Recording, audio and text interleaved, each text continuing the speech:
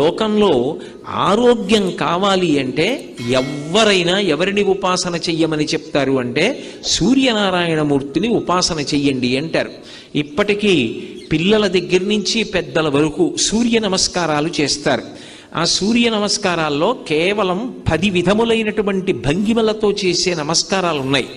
అవి తేలికగా చెయ్యడానికి వీలుగా ఉంటాయి.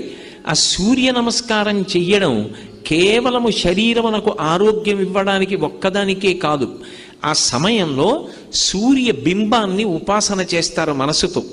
ఆ ఉపాసన చేసిన కారణం చేత దృష్టి నిలబెట్టడం కూడా అలవాటు అవుతుంది. దృష్టిని కేంద్రీకరించడం, ఒక విషయాన్ని పరిశీలిస్తున్నప్పుడు, ఒక విషయాన్ని చదువుతున్నప్పుడు, ఒక విషయాన్ని వ్రాస్తున్నప్పుడు దృష్టిని దాని మీదే కేంద్రీకరించగలిగినటువంటి శక్తి దేని వలన ఉత్పన్నమవుతుంది అంటే కేవలముగా ఆ సూర్య నమస్కారముల యందు శరీరము చేసేటటువంటి అనేక రకములైన వ్యాయామ ప్రక్రియ చేత ఆరోగ్యం పొందడమే కాకుండా మనసుని సూర్యబింబము యొక్క కథ